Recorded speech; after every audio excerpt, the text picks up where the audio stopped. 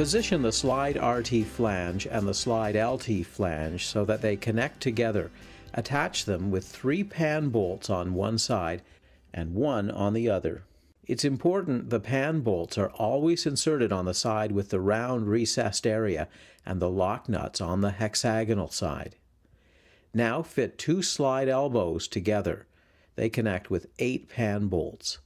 When you're done, assemble 3 more elbow sections.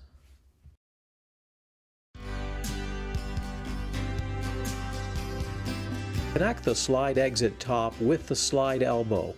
Use 8 pan bolts to attach the parts. Make sure the lock nuts are installed on the side with the hexagonal recess.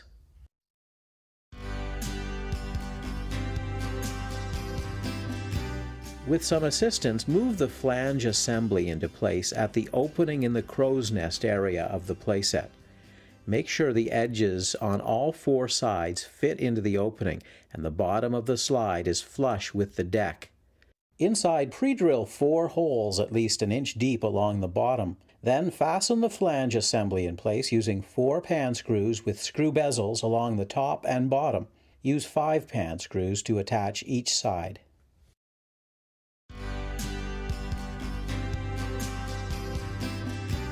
Move one of the elbow assemblies into position at the opening of the flange assembly. Line up the large arrows on both assemblies. Next, attach a slide clamp ring over the connected edges on the top half of the assembly. It's important to make sure the end of the slide clamp ring lines up with the arrows on each assembly. Use the Quadrex driver to ensure the holes are aligned. When they're lined up, secure the slide clamp ring in place using 3 pan bolts and tighten.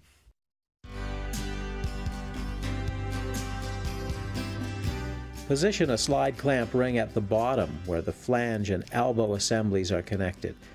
Once again, it should fit over the connected edges. Next, connect the 2 slide clamp rings to each other with a pan bolt on each end.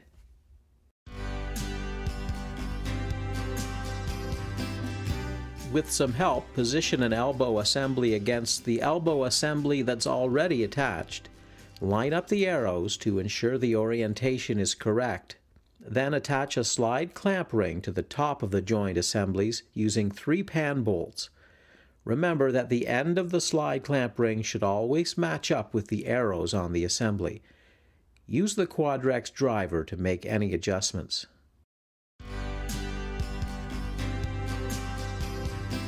Attach a second slide clamp ring, this time to the bottom of the joint assemblies. When the arrows are aligned, secure the slide clamp ring in place with 3 pan bolts. Then use 2 more pan bolts to connect the 2 slide clamp rings together. Double check to make sure all of the arrows and seams line up, then tighten all of the bolts. Connect the final 2 elbow assemblies to the slide. When you're done, locate and remove the pan bolt nearest the fort on the clamp ring connecting the 3rd and 4th elbow assemblies. Loosely attach the slide support using a pan bolt. Make sure you're connecting it to the shorter, slightly bent end of the slide support. Now position the other flat end of the slide support against the SL half panel. Attach it in place with a pan screw, then tighten the pan bolt.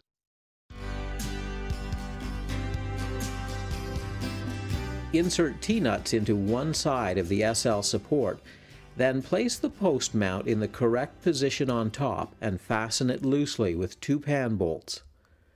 On the slide assembly, remove the pan bolt and lock nut near the top of the SL support. Slide the post mount into its place around the edge of the slide clamp ring and secure it with the correct hardware.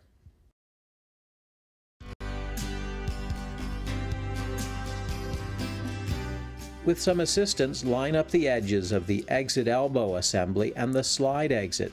Connect the 2 by inserting the flanged edge of the exit elbow assembly into the slots on the slide exit. Rotate the slide exit until the holes are aligned. Then connect it to the exit elbow assembly with 5 pan bolts and tighten.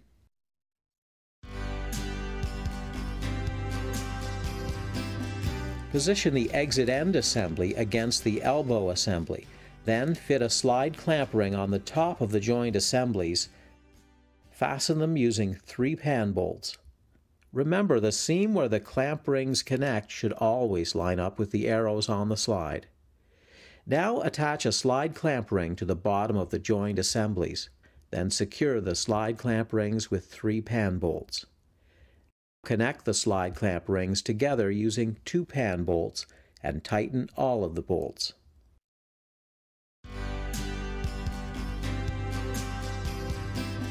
Drive a rebar ground stake 13 inches into the ground near the base of the SL support.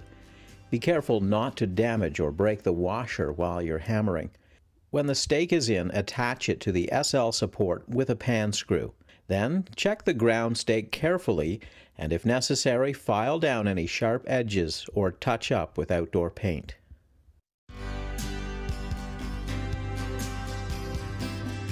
Place the telescope base on the front outer corner of the crow's nest.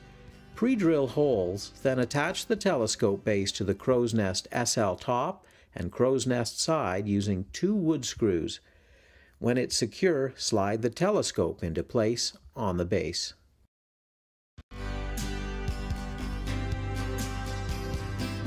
Center the steering wheel dash along the top edge of the crow's nest SL top.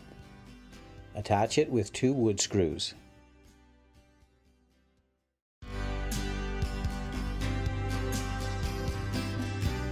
From inside the playset, measure 3 inches down from the top of the SW side panel.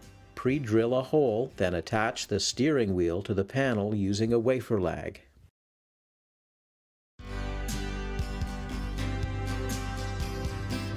Place the ID plaque in a prominent location that's easy to see. Use 4 pan screws to secure it in place. The ID plaque contains important safety information, and it provides a tracking number to help you get replacement parts for your specific model. Thank you for building this premium playset from Cedar Summit. Now that the assembly is done, we're sure the rewards will be plentiful as the door to imagination and creativity opens for your child.